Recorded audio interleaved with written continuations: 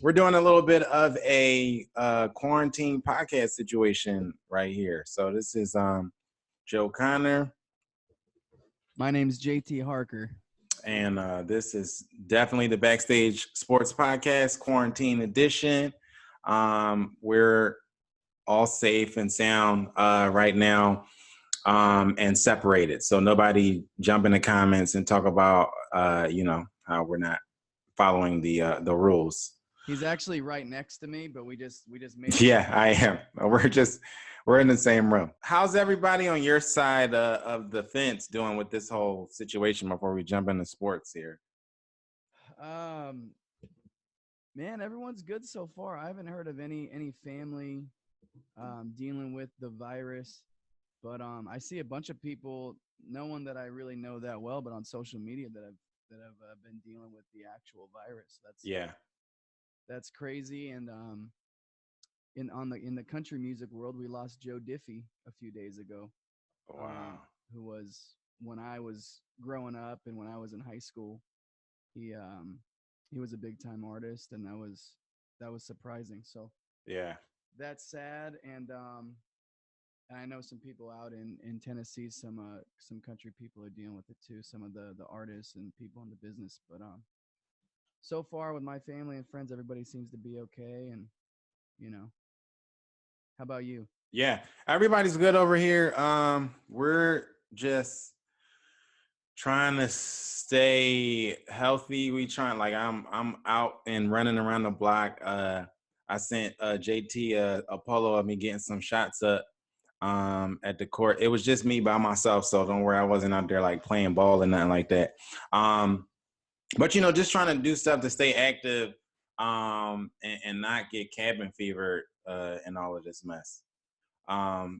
So other than that, everything is everything. Everybody's cool. My dad keeps taking trips to the store, so that's starting to piss me off because he's trying to he want to move and do stuff. I'm like, yo, you need to stay home. Like he's literally the epitome of of the top demographic that'll be most affected. Like he's old, he pre-diabetic, he got high blood pressure. He's like the person that shouldn't be out. And my mom's like, yeah, well, he's like to go to the store. So I called and yelled at him the other day about that. But other than that, everybody is good. One of the things that we were going to talk about today was, where the NBA should go from here as far as restarting the season. I mean, starting the season or starting back into the playoffs. Like, where do you they should go from here? Like, it's a lot being said about them tossing around the idea of either jumping straight into the playoffs or trying to play the rest of I guess it was 20 or so games left of the season, and then going to the playoffs whenever they do start. I mean, we still don't know when they're going to start, so we don't know. But what do you think they should do as far as that goes? It's interesting because the last time I remember any sort of shortened season was the NBA season that the Knicks went to the finals against the Spurs, and the Spurs won. And I'm pretty sure that was Tim Duncan's rookie. Yeah, I remember them talking about that. Yeah. And I mean, it's like anything. You do a shortened season, you go straight into the playoffs, or you finish the however many games of a year. It doesn't really matter because everybody's in the same boat. Yeah, everyone's in the same That's my take. Like, everybody's in the same boat. Like, I would say more so give them time to get back as a team and get in more game shape. Yeah. As opposed to actually playing games, because what you don't want is guys getting hurt and then you go to the playoffs. Because if you even start the playoffs right away, or you do 20 games or however many games, you're throwing guys in there right before the playoffs that aren't going to be in game shape. Right, and that's the thing. It's dangerous on the injury front, but then also I think it does hurt teams chemistry wise to just kind of be thrown back into this is the playoffs now. Like you said, we've had shortened seasons before. One of the bronze championships happened in a shortened season. I can't remember which one it was. plus the Tim Duncan that year that the Spurs played. That was a shortened season. I don't think shortened season is the way to go here, though. I think we should go jump back in to finish the rest of those games, plus especially because the players want to get their money. So I think jump back in. Everybody wins money wise if we jump back in from where we left off, because the TV contracts still get paid out. The players get their money. The league gets its money. The stadiums get their money. It's a lot of people that's got laid off. That work at the stadium that depend on that money, so they get those dates back. Do you want to jump in where you left off and just play the whole rest of the season? Yeah, I think. How many games are left? There was only like 20 games left. Oh, yeah. You know what I mean? Yeah, I would say why not? Why? I don't understand why they wouldn't want to. Yeah. Do that. I think jump back in and then let the teams kind of get a chance to ramp up and kind of play their way back into shape with 15 to 20 games, even if you drop it down like 15, 20 games or whatever, and then hit the playoffs. Because I think if you start people right back from the playoffs, like it'll be dangerous as far as, injuries and all that other stuff. Like I don't think that's a good idea. Yeah, I agree. I don't think jumping back and going straight into a playoff, I don't think that's the way to go either. Because I mean, you're risking the product too. Because right. I mean, LeBron can get hurt. Some of the guys that are a little bit older could get hurt. Right. I don't want them getting hurt for the playoffs. LeBron was on the All the Smokes podcast, which is a dope one to check out if you haven't listened to it.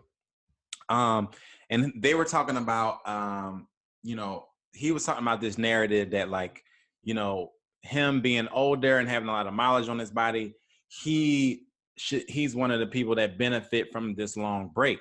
But when he was on the podcast, he said it's actually the opposite. Like he said, when we stopped playing, my body was like, "What the hell are you doing?" Like, because as you build up a regimen as an athlete, and when you go away from it, it can mess you up.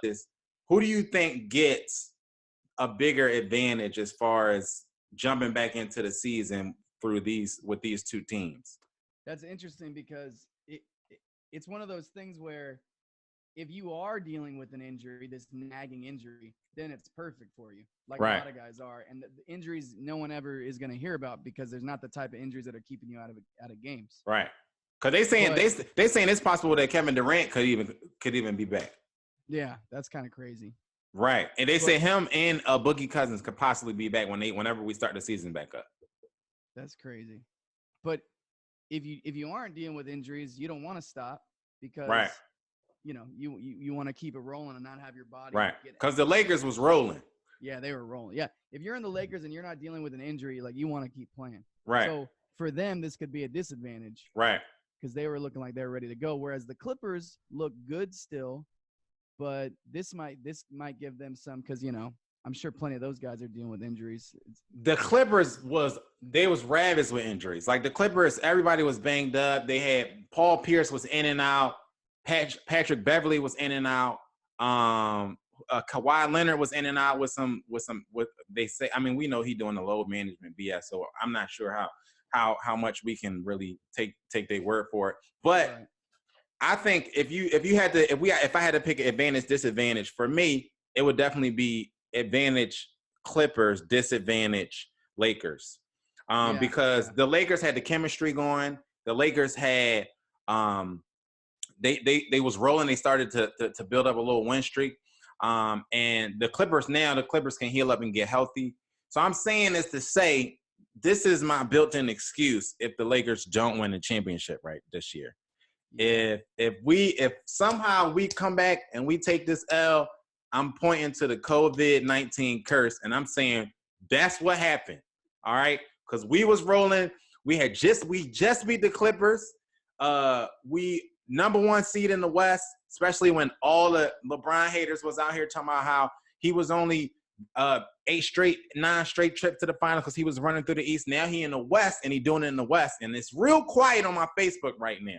It's super quiet on my Facebook because he was only in the East. People, they gone. I don't know where to find him. He's in the West and he's got a good team and he's in the West and he's playing with another playing the West with another MVP candidate. Like he's doing what he should be doing. He's playing with one less MVP candidate than he had years ago. And he's also doing it in a conference that's loaded. You know what I'm saying? Are we calling Kevin Love an MVP candidate? I mean, not really. MVP can let's say all-star. Let's say all-star caliber. Let's go all-star caliber, right? AD is really the only all-star caliber guy on the roster right now. AD's like nice because he's also D'ing up. And man, he's got Yeah. a squad. He's got a squad. I will say though, I'm surprised. I thought the Clippers would look better in the regular season, which I think they've actually won 2 out of the 3 meetings. But at that point, the Lakers were looking better, especially because of health. Yeah, they did. They won the first one Christmas Day, and then the second or the first one was in the season opener. Then they won Christmas Day. Christmas Day, the Lakers kind of choked that one. They choked that one away because that one was on its way to being a blowout. But I think it's definitely advantage Clippers this little layoff. And if we lose in the finals, it's really going to be COVID-19's fault. Okay, so we got a lot of stuff going down in the NFL free agency wise. The first thing we gotta talk about is the 80-year-old dinosaur quarterback that got signed to the Buccaneers, the Tampa Bay Buccaneers. How dare you? How do you see this playing out? Because I really don't. I don't see this ending in Tampa Bay where the Super Bowl is going to be. 2 Super Bowls ago, the guy got another ring, and we're calling him the 80-year-old dinosaur quarterback. He also lost a ring to my team, my Eagles team, with a backup quarterback. True. Which people like to mull over and forget about. I just don't. I don't see. I'm hearing all the Tom Brady hype. I've been, and y'all been in my comments on Facebook talking about, how we need to respect. I need to respect the GOAT, and Adam Anders even went as far to say I was jealous. I said jealous of my quarterback is 15 years younger, and led us to a Super Bowl. I mean, it's not like the Bucs got Tom Brady from 10 years ago. It's not. But you gotta say. It's an upgrade from Winston. It's gonna be interesting to see him playing. A slight upgrade. People act like people. I think it's an upgrade up here with the experience more so than it's an upgrade physically, because obviously he can't do the physical things Winston can do. Although I do think he can still throw the deep ball, and I do think he's going to be more accurate than Winston now that he's got weapons, because he has been doing a lot with a little in New England. But I think I'm excited to see him throw to Mike Evans. I'm excited to see what he can still do, at the ages that he's at right now. So last year, Jameis Winston's total QBR was 53.7. Do you know what Tom Brady's QBR was? I think it was similar to that. It was 53.7. It's exactly the same? Literally exactly the same. That's crazy. So this whole notion that they're so much better now. They won 7 games last year. Now they're going to win 13. But you don't it's crazy to me. But you don't think Tom Brady that they should be capable of winning more games? You don't think Tom Brady is a better winner? I think Winston? I think they should be capable of winning more games, but I don't think that it's going to be 4, 5, 6 more games. I don't think they go from 7 wins to 14 wins. I think they go from 7 wins to 9 wins. Yeah, I would agree. I don't think I just think they'll be more equipped when it comes to getting into the playoffs, which has not been easy for them, and then being capable of making a run. Because every year, I mean, I still look back at certain seasons. I thought that year Brett Favre, one of the 2 years he was in Minnesota, that year where he blew it against the Saints. There were some other things that happened before that play. I thought that was his opportunity. I thought he was going to go win a Super Bowl that year, and it never happened. But he had an opportunity, and a play here or there, he can make it happen. And I like the play here or there with Tom Brady making it happen as opposed to Jameis Winston. I mean, of course. I mean, the thing is, they're going from, in reality, my take is they're going from a gunslinger turnover machine, which is low key what they call Brett Favre.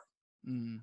Now I'm not comparing Jameis Winston to Brett Favre, but I'm saying that that's what he was. Like, he took a lot of chances, and when you take a lot of chances, you have a lot of turnovers, right?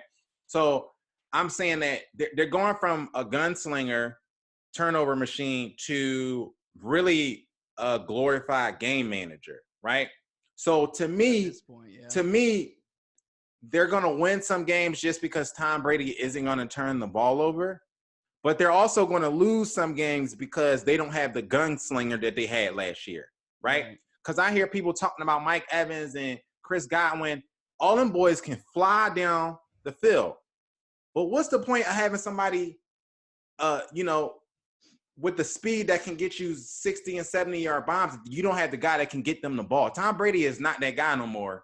That can. You don't think he can throw it like he used to be able to throw it to Randy Moss? No, he's not that guy. And the stats say it. Like, he was leading the league in short yardage pass. He was one of the leaders in the league in short yardage passage. You know what I'm saying? The reason why, because he don't have that arm to be gunning it down. He's not he definitely doesn't have the arm talent of Jameis Winston right now in 2020. And I think it sounds crazy to people because we talking about Tom Brady and they can't let go of the name on the back of the jersey. Yeah, but the reality is, I mean, we saw it last year. He didn't look that good. I mean, he didn't. Yes, he didn't have weapons. So the difference is, or the difference, the question is, can Tom Brady, older, with some legit weapons? Mike Evans is one of my favorite receivers in the league. He one of the best. He top 3 to me. Yeah, definitely. Can he do that? Can he make up for what he's lost physically because he has the weapons, as opposed to when he used to make up for a lack of weapons because he still had the physical ability to do that? That's the question. Right. And I think he can in spurts. I don't think he can do it for a whole season. And the question is, when the playoffs come around, I mean, I can't imagine going out, no matter what kind of shape I got into and playing an NFL season right now. I'm 37. Yeah, right.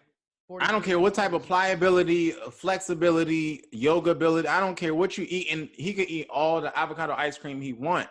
He's not going to come out there and be throwing them 60, 70-yard bombs. TB12 diet. Don't ever talk about the TB12 I'm good. diet.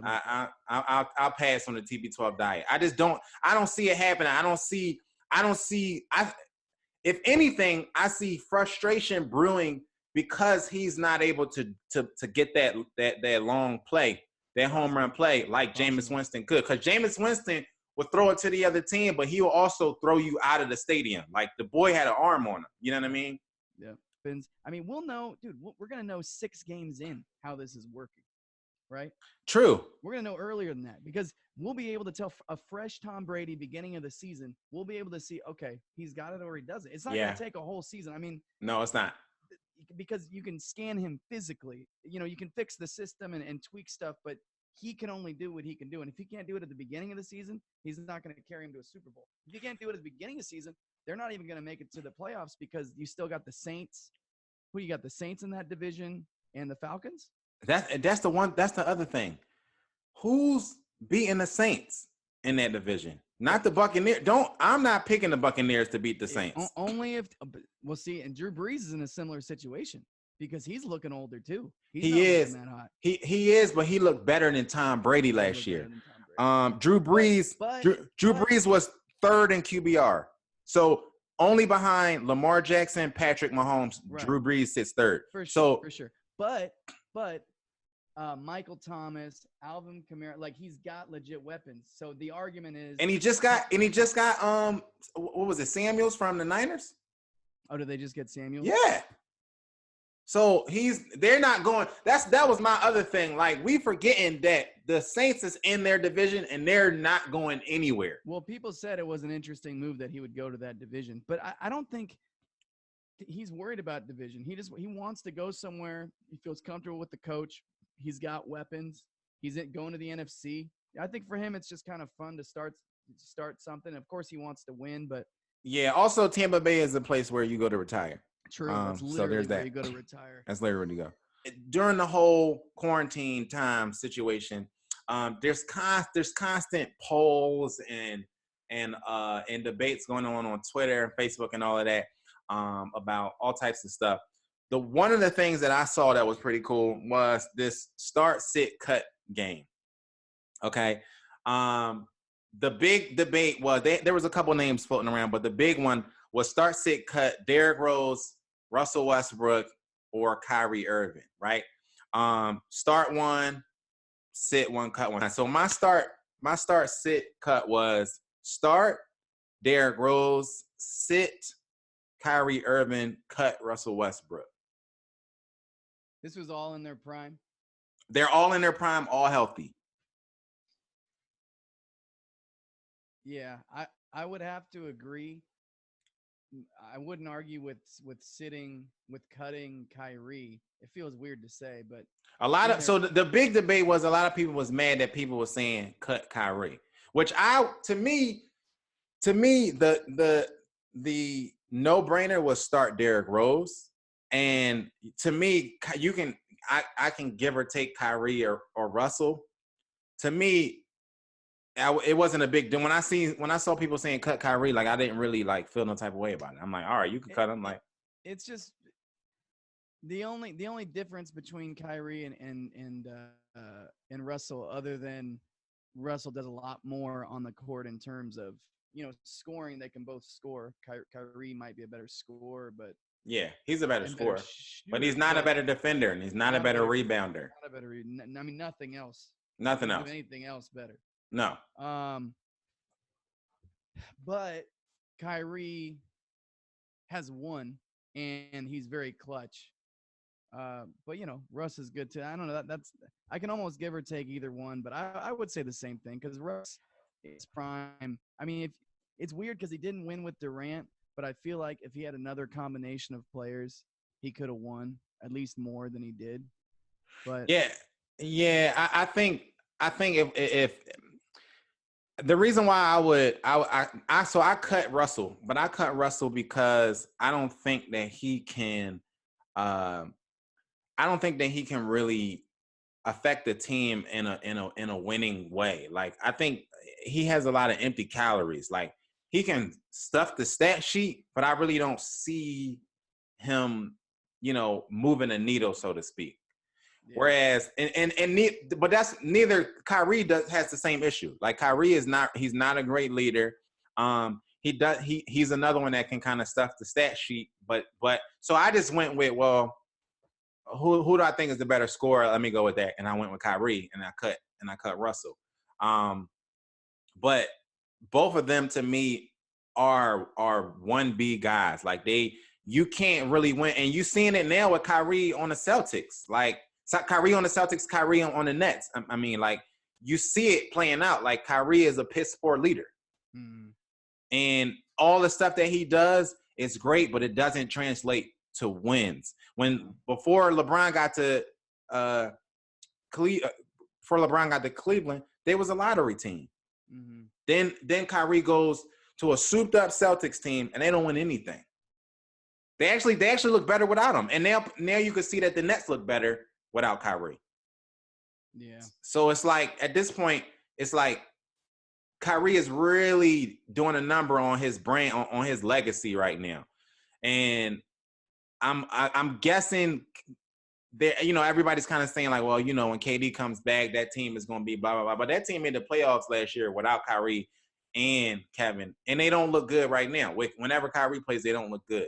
So I'm not really, and to me, at this point, I'm not picking anybody to beat the Bucks team coming out the East. No, me neither. I don't think anybody can beat them. So I'm not really banking on Kevin coming back. They saying with the whole quarantine thing is possibly Kevin could come back. But I'm not banking on Kevin coming back. And even if he does come back, I don't think that they can beat fully healthy Kyrie and Kevin against the Greek Freak and the Bucks. I think that team is the Pistons with a superstar thrown in. Yeah. That 2014 that won the championship with a superstar to me. Yeah. No, I agree. But Carmelo was on with D Wade doing the IG Live. And Carmelo said if he'd have got drafted to the Pistons instead of, I think it was Darko Milicic, he would have won a couple of rings with that Pistons team. Agree or disagree? So I'm trying to remember when that draft happened, because Milicic was on that championship team, right? Yeah, he was on it. He has a so it's easy. He has to a say, ring. It's That easy team to say, and the team was. Let me give you the team. So the team that team had Chauncey Billups on it, Rip Hamilton, Tayshaun Prince, Ben Wallace, Rasheed Wallace, Darko Milicic. But Darko was drafted 2, right? I think. Or was he behind Carmelo? He was ahead of Carmelo, I think. I think he was the number 2 pick. Yeah. Which is ridiculous. Right. But I don't understand, how are they so bad that they got the number 2 pick if they had all those guys? I mean, they had Rasheed, they had Chauncey, right? I think that team got put together kind of around that draft or after that draft. Okay. Well, I mean, it's tough to say without knowing exactly how that team got put together. But I mean, if you put Melo on that team, put Melo on it. I would say he probably has a ring. I would too. I really don't see it changes the chemistry, because Melo right away, I mean, maybe it would have been different on that team, but Melo right away is the best scoring option on that team. Right.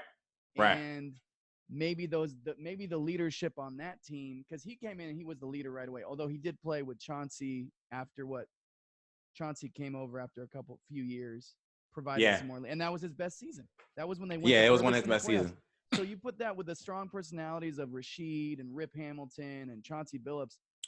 Yeah, I would say maybe multiple championships, because that was the perfect storm where they were able to beat the Lakers that were a mess. Yeah. And then they lost to the Spurs the next year. I think so. And with Melo, they may beat the Spurs.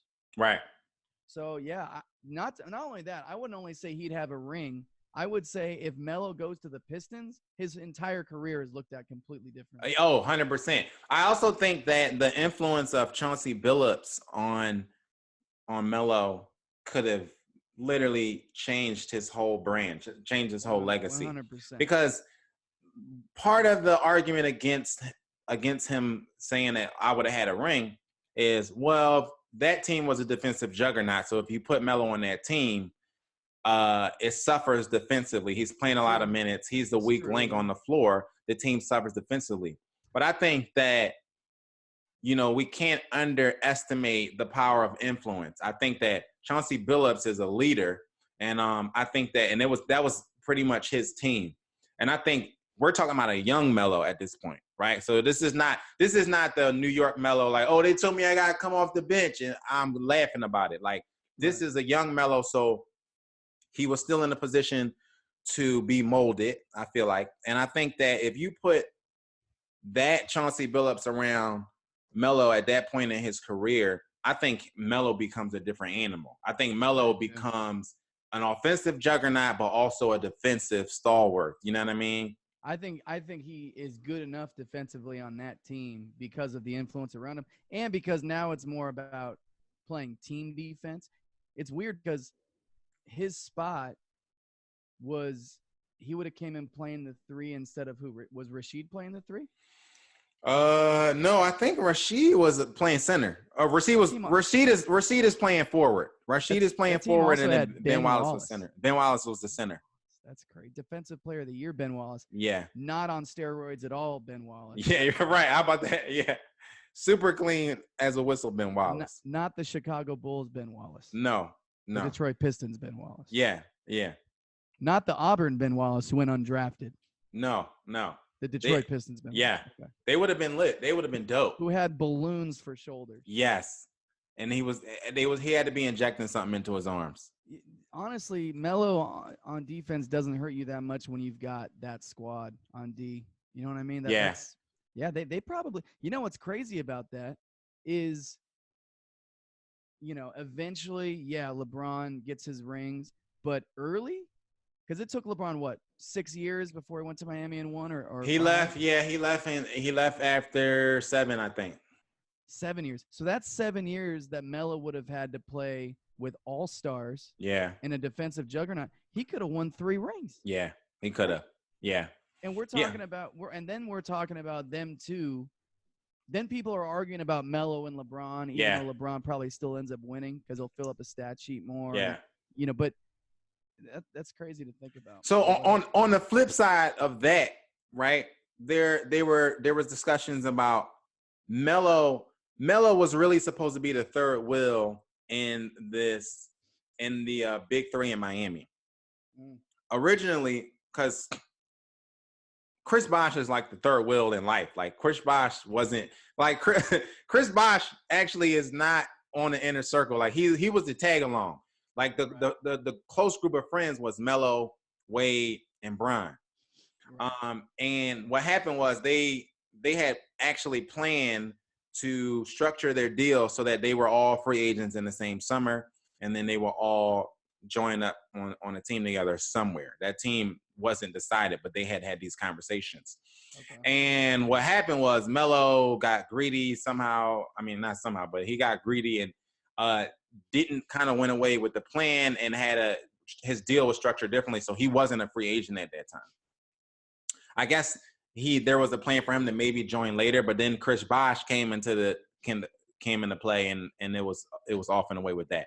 But the discussion was had if you take away Bosh and you insert Melo on that Miami Heat team, do they still go back to back? See, that's a tough one That's a because tough one, and I don't. Bosch was the third wheel, but Bosch was a legit defender. Yes. There's not Yeah. enough basketballs for Melo, Yeah. LeBron, and Yeah. Wade. Yeah. I mean, there's just not. And without defense, because he wouldn't provide that. I mean, maybe they do but I would say no. I would say they might not even win one. Yeah, I think that Chris Bosh's value is severely underrated when people talk about that Miami Heat team. Absolutely, because we've seen it before. Like, you can put a bunch of scoring on a team or a bunch of talent on a team, but at the end of the day, you can only put 5 guys on a court, Yeah, and there's one basketball. yeah. And to be honest, LeBron and Wade took a while to make it work They because did. They both were facilitators. That's the reason and they both didn't win in scorers. year one. They didn't win in year one because It they took a had this while. power struggle and they It couldn't took a figure it while. out. Yeah. You Yeah, need Kevin Love and Chris Bosh. Everyone talks about them as the third wheel, and they are, but it's the type of third wheel you want. The guy that doesn't care about having the ball all the time right, and is willing to take the back seat. right. Because you've got to have a 1A and a 1B. Right. Right. And I don't see if you take Chris Bosh off that team, you take away his rebounding, which was really big, especially in those series when they're playing the Spurs that year that they beat them. And you take away his rebounding, you take away his points in the paint, you take away his defending, which to me is paramount. Like you can't underestimate those things. And I guess when we have these big basketball debates, it's not sexy, so we go away from it and we forget how important that is. Like when you talk about when people talk about the Jordan debate, they leave out the fact that Jordan didn't win anything before he got Scottie Pippen, right? There's a reason. Yeah. There's a reason to that. The reason for the way I explain that is Scottie Pippen did so much on the floor. As far as Scottie Pippen was taking their best defender. Scottie Pippen was a fantastic rebounder. Scottie Pippen was a 3-and-D guy before the 3-and-D guy became popular. You know what I'm saying? Obviously not in the same sense of it is today, but back then he would be considered one of those guys. There was nobody like him before he came. Right. And I remember that era well because that's when I fell in love with basketball. Yeah. And the only guy, there was Larry Bird, very different player. Yeah. Actually a great defender, but very different player, and didn't have the sheer athleticism and the strength. And then there's Dominique Wilkins, but different. Scottie Pippen, man, he's gonna, in my opinion, maybe the most underrated basketball player of all time. Yeah. Because he played with arguably the greatest player of all right. time, and certainly the greatest player of his era. Yeah. But yeah, no, I hear what you're saying there. Yeah. I just Melo's tough to the chemistry of a basketball team, man. That's why it's Yeah. weird because Miami was a good defensive team too, but with the Pistons, it's like a juggernaut defensive team, and it was also timing. It Yeah. was also the timing of when he would be coming in with the Lakers falling apart and everything going on in the East. But if he slides in at that time, Yeah. but with Miami, I don't know, man, because at that time he was arguably you could have made an argument he was the better scorer than LeBron. Right. But Because he was. yeah, He but was. so does he come in And and he's also more seasoned because he's coming out of you remember he won a championship, he won to college. So he won right, the championship in Syracuse and he carried a team right. as a freshman in Syracuse. He was more seasoned than LeBron too. So does he come in and expect to be the main scorer? Because Yeah, who knows? that was Melo at that time. Yeah. He wanted to He be was the a guy. guy. Yeah, he was the guy. So I agree that Melo wins the championship if he's on that Pistons team because I think you can hide poor defenders. I think the Warriors did it when they won their championships before. This is pre Kevin Durant. I think they hid Stephen Curry. You know what I mean? Because the rest of your team is Iggy. Right. Clay, Yeah. If you got four dogs on the wings, you're one guy, you can hide that. You can win. You can still win with that. And I think we have evidence of that. Not to mention Melo was not as bad of a defender as Steph Curry. No, he wasn't. Yeah, he wasn't good, but I think a lot of that had to do with he had to do so much offensively that he decided he was just gonna, and I think some of it was effort. Like when you watch Melo, like you watch him, he plays defense in spurts. You know what I mean? Sort of James Harden like James Harden really isn't a terrible defender. He just doesn't give effort. Because he's used to having to carry the entire offensive yeah. load.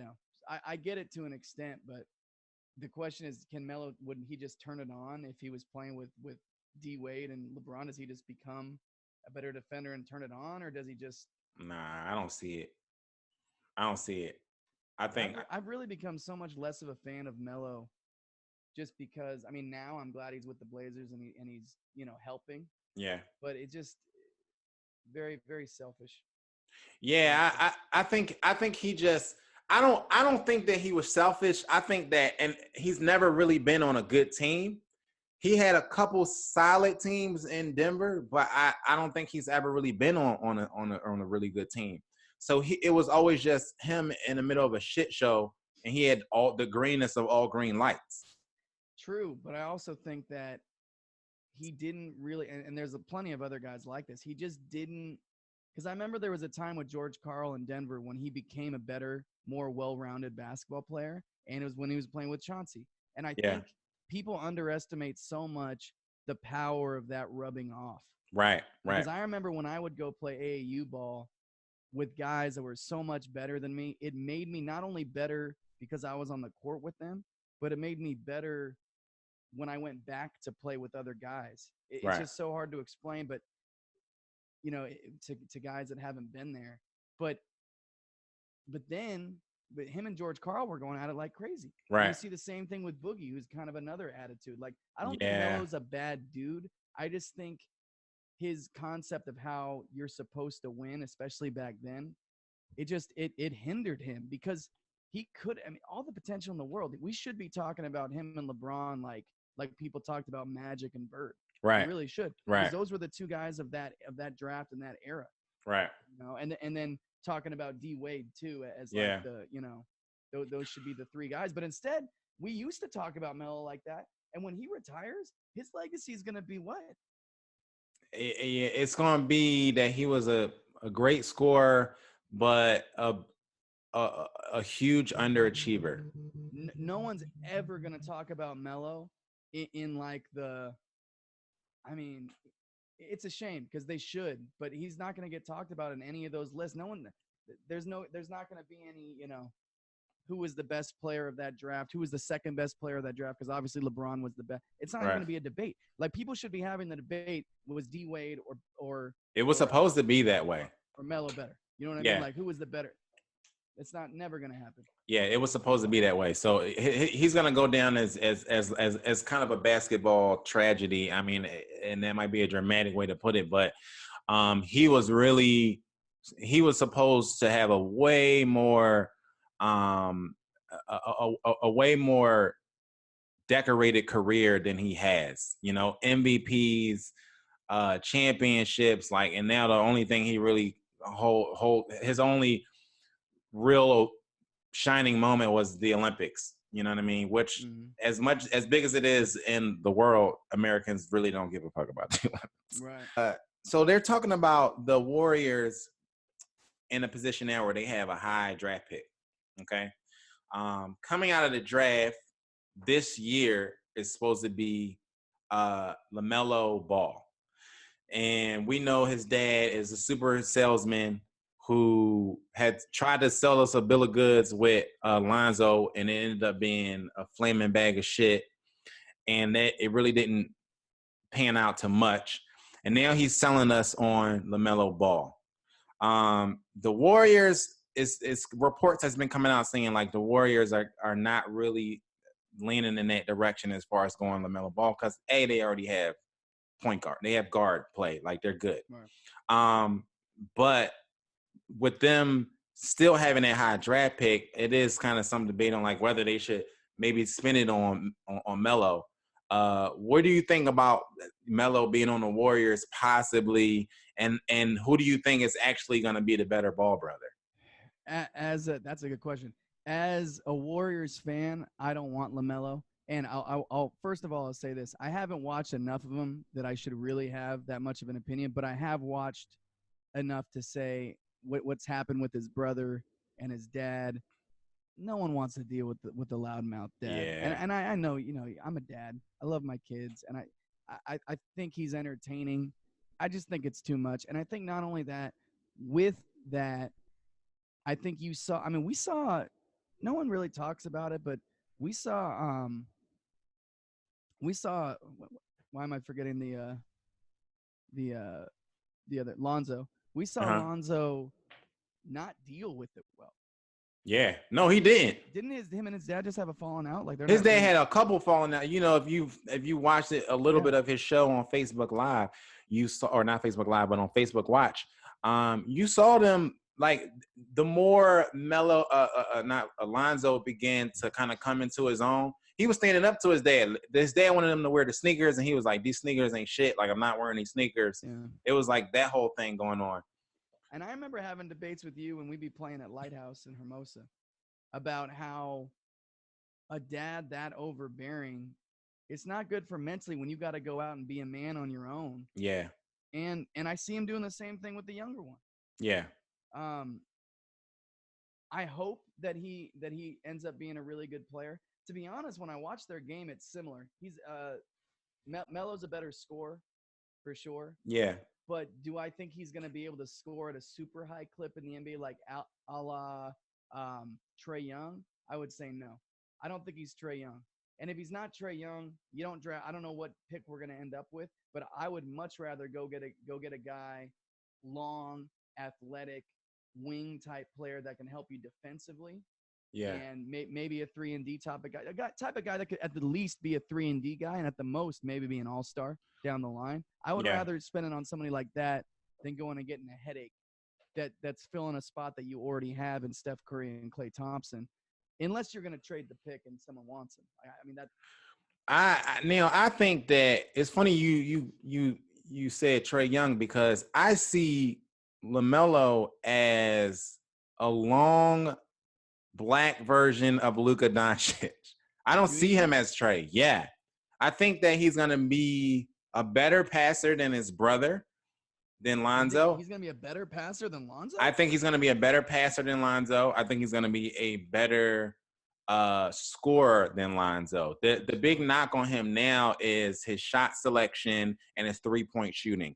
They want to know, is his shot selection going to improve, because they feel like over the years that they've been watching him, it hasn't. And they also feel that he's not hitting a three-point consistently, which I think can come. I think he's going to work on it. Obviously, with everybody shooting from the logo, they in practices shooting from the logo.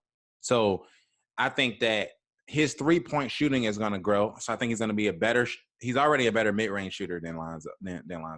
So he's going to be a better three-point shooter. I'm projecting he'll be a better one.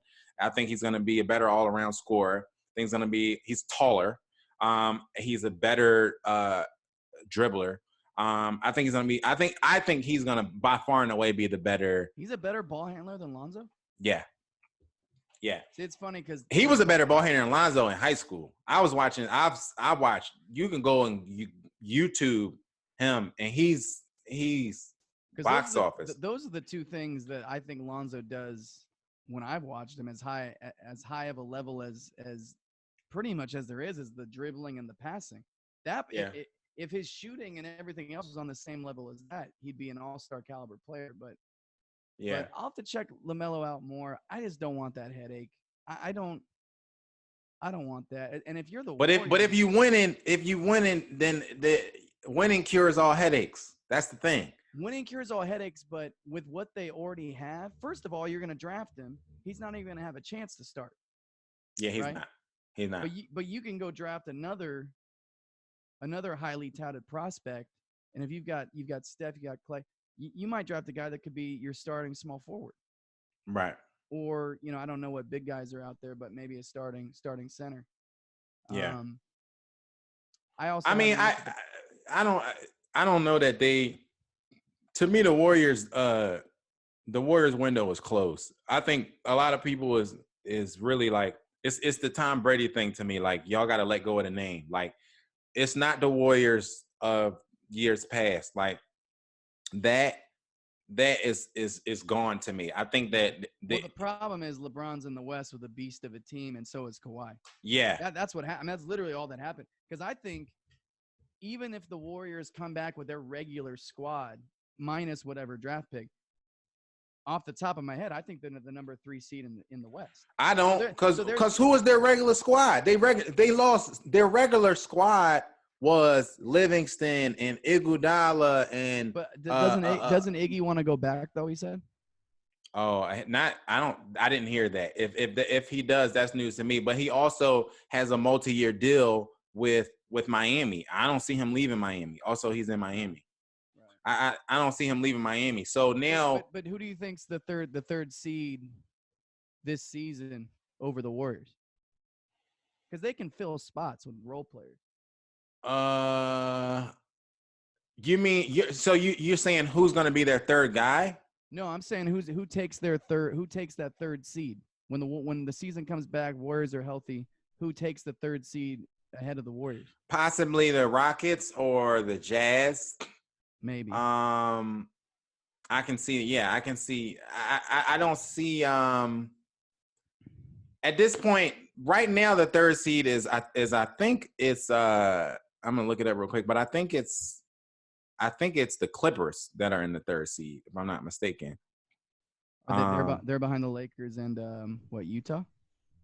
Let me check. I think so. So right now it's the Clippers. So Denver's in the third seed. The Clippers are actually in the second seed. So it's Lakers, Clippers, Denver, Utah, OKC, Houston, Dallas, and then Memphis.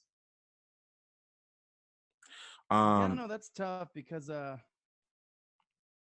we'll just have to see what kind of squad they're able to put together. But I mean, I just don't see. I don't see it.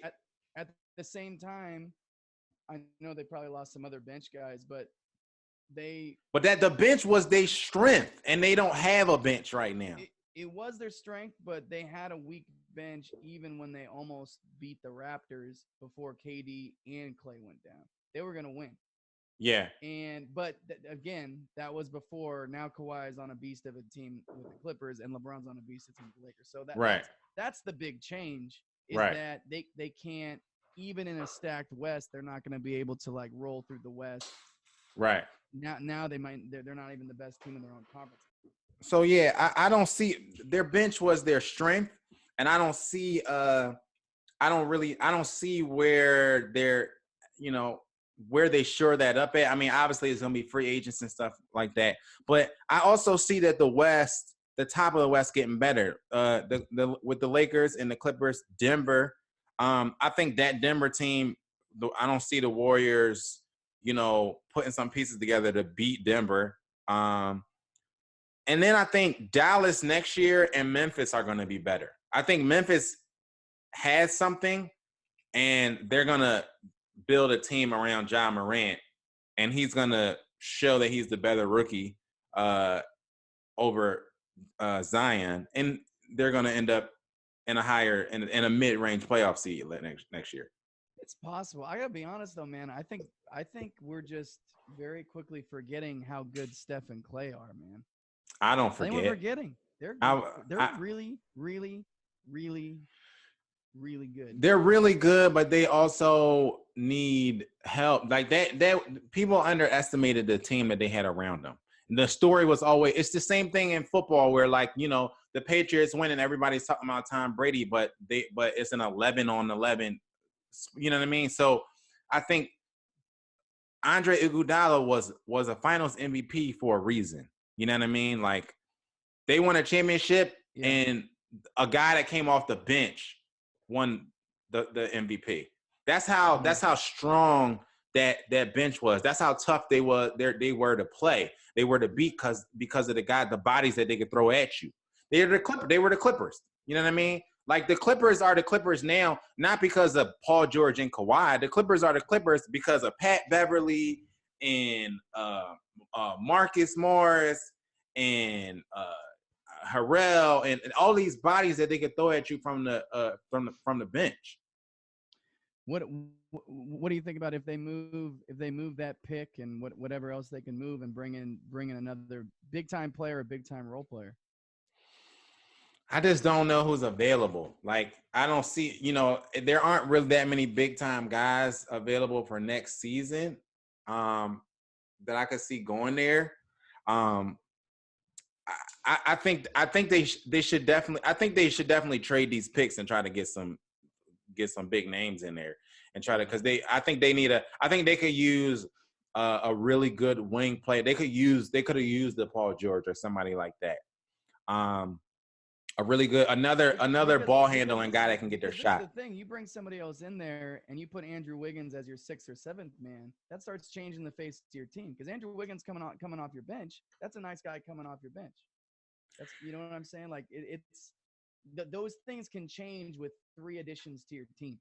I think Andrew Wiggins is a lost cause. I think that he's a good player. He's a good, but that's just it. Like for me, like he's just a good player. Yeah, he's just another guy to me. Well, but he's not an average player. He's an above average player.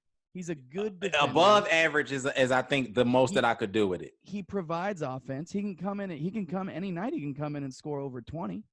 So it's like if you're not asking him to be your 3rd, 4th, 5th guy, if you're asking him to come off the bench and provide what he does with the 2nd unit, I think now, and obviously that would be happening because you've brought in some other pieces. I just think they're 2-3 tweaks away from bringing that culture right back. Not with Andrew. First of all, Andrew Wiggins can give you 20, but he can also give you 4 nights in a row of 8. He can, but he does. That's the thing. This is what he does. Like he's so inconsistent, which was Jimmy Butler's issue with him when he was in Minnesota. He's so inconsistent. He's another. We talked about the effort defensively with Melo and James Harden. He's another one of those guys. Like he's long and should be a pain in the ass to go at offensively, but he's not.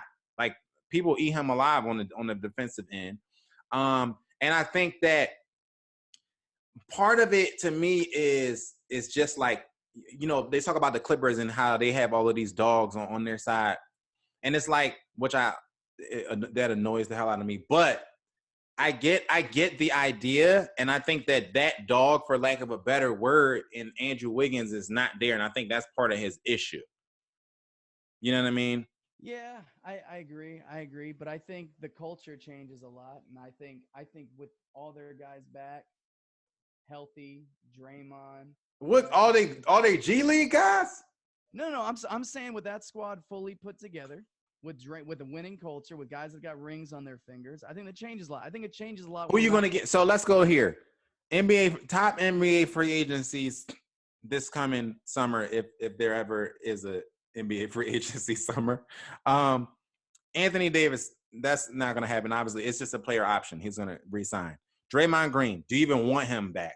because he's not gonna be the Draymond. You might be able to. And they were talking about the Warriors actually moving off, trading Draymond Green Mm-hmm. before the end of the year, uh, or or trying to do some type of sign-in trade to get something back for him, which Right. that could be a move to do Well, because he's it, not.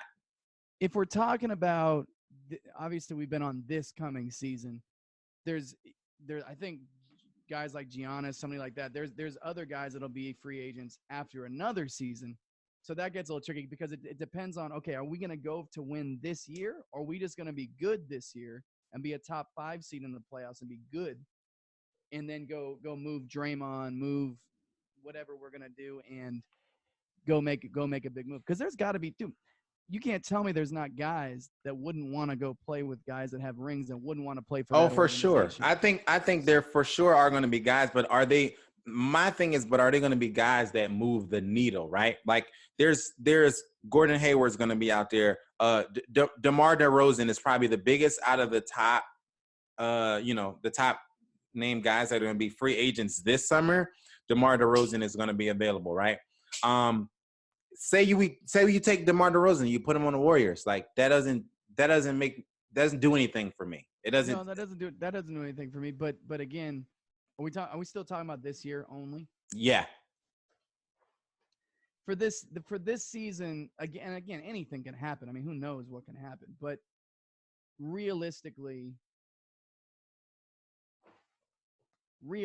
I think they can get some good, solid role players, and I think their best case scenario is competing to be the third or fourth best team in the West, which I think is totally possible. I think are forgetting. I mean, Steph Curry, healthy, is one of the greatest scorers and shooters we've ever seen, and Klay Thompson is one of the best combo wing players we've ever seen. but And I love Draymond. but He's a Steph great Curry, glue guy.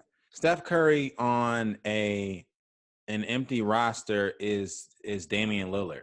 Like, Damian Lillard is a beast. He's unstoppable. He's super Right. underrated. But the only reason why Damian Lillard is super underrated is because he's never had a team around him like Steph Curry's championship Warriors were. If they did, then Right. he would have those rings. You know what I'm saying? So to me, it's like you Maybe. have to. It's not that they obviously can get there, but I don't see. There's so much work that has to be done. Like there's so many spots that has to be filled. Because right now, when you look at that roster, it's Steph Curry, Klay Thompson, Draymond Green, and a bunch of G League guys. Yeah. No, for sure. But what do they need? They need a rotation. They need like an 8-9 man rotation. And that's Not only even. a Let's three just move. get. That's Let's just get 6, 7. Because in the playoffs, you're really going 7 guys deep, maybe, right? But then we're talking, instead of G League guys having solid real NBA players, and that's only a few moves away. But again, that's their best case scenario, and that still to me only puts them maybe in the fourth or third seed in the West. Yeah. So that's their best case scenario. So I don't.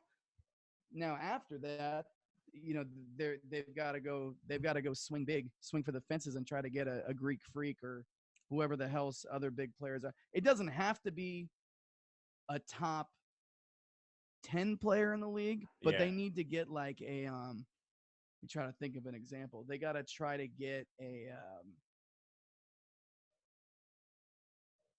I don't know, like a top 15 to 20 player that plays the well-rounded player. You know what I'm saying? That they need somebody like that, and then 2 or 3 other solid role players like a JJ Redick and guys like that that know how to win and know how to play. Yeah. But are they going to be able to do it? It's tough. I don't see it.